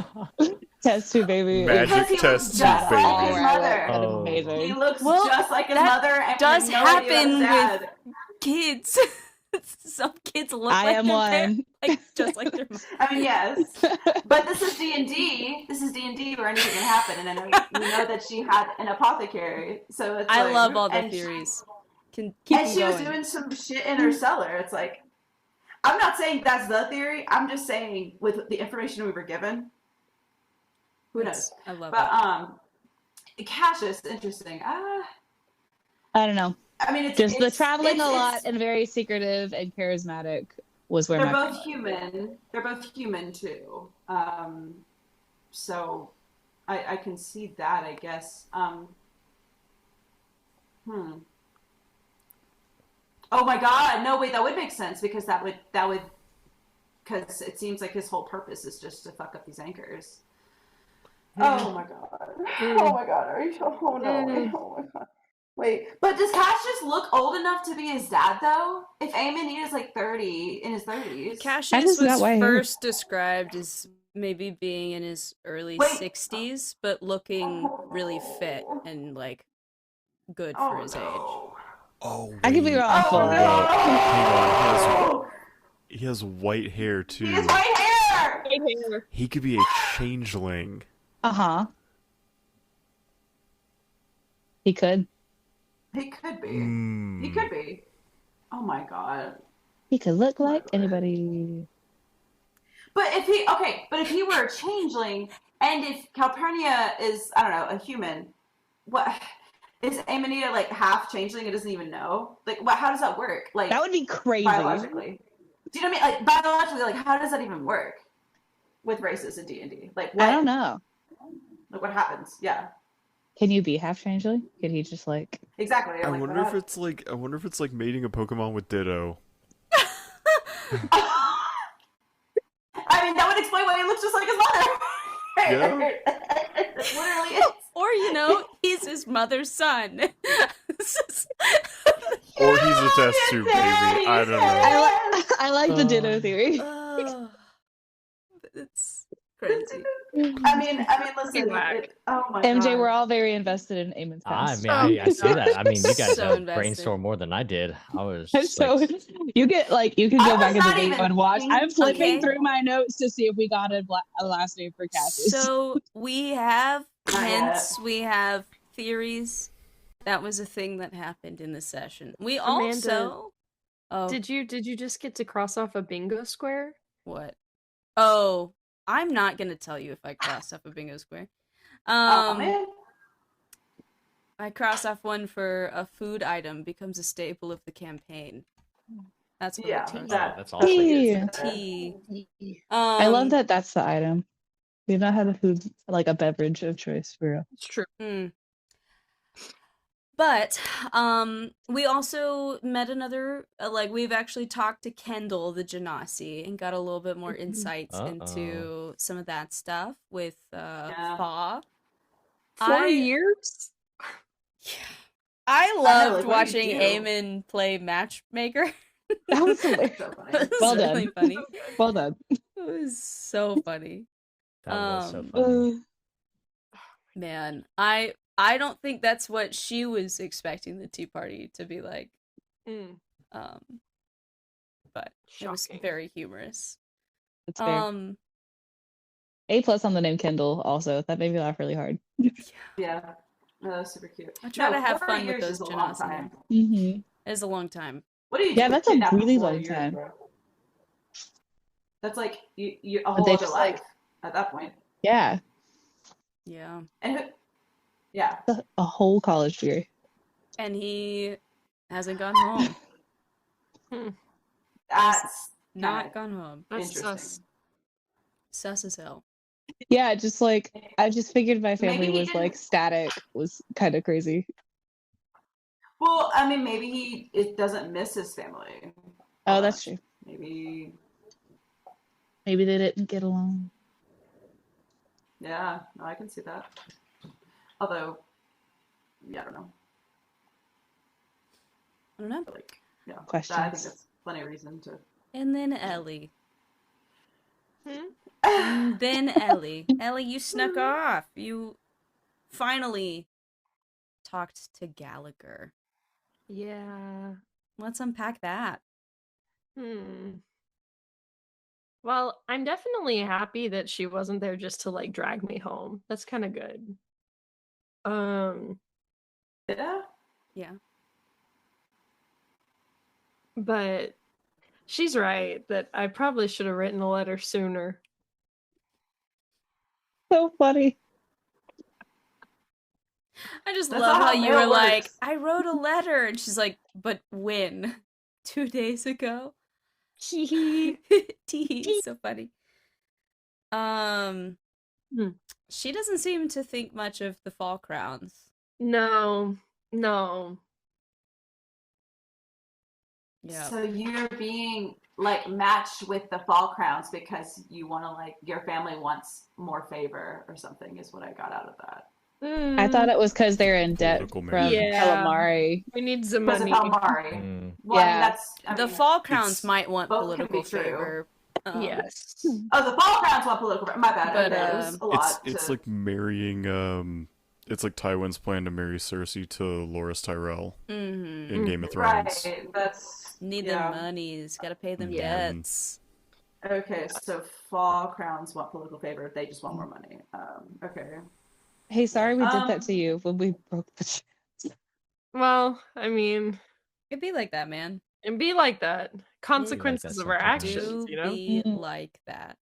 Now, I was definitely wondering, was wondering what side of the Dragon War that this family was on because of the location. Right. Of where they're from. Yeah. But I think Ellie probably didn't know.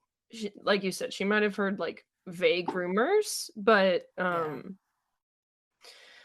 yeah, because the Fall Crowns, I mean, they're from Assyrius, and yeah, a lot of those really like central elven cities, like, were just in it. Like, Ysera had them in a hold, and it's been rough. It's been rough for them politically. Yeah.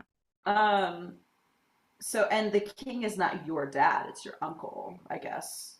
Maybe it's not your dad though, because you said King Chris. I'm like, that's a little weird to call your dad. Well, Gallagher called him King. No, but no. Emily said I wrote to King Chris, or I wrote to Chris, or I think that's. I think that's brother. She did say I wrote to Chris. I'm guessing that's brother. That's like would be taking over. Oh, older brother. I see. Okay. Or younger, or whichever. But I think that's who would take over if Ellie doesn't go back.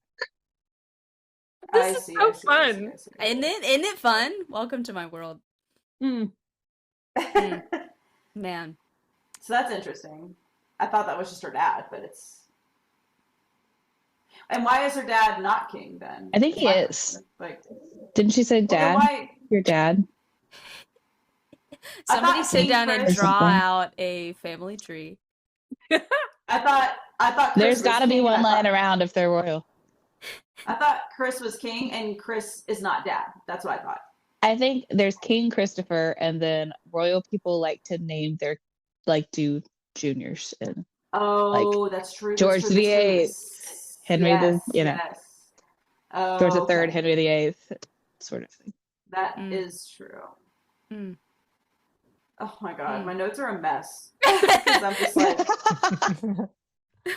just writing down a bunch of Man. I'm just writing down a bunch of shit that doesn't even make sense and isn't even true. I'm just like I want the test tube theory to be real though.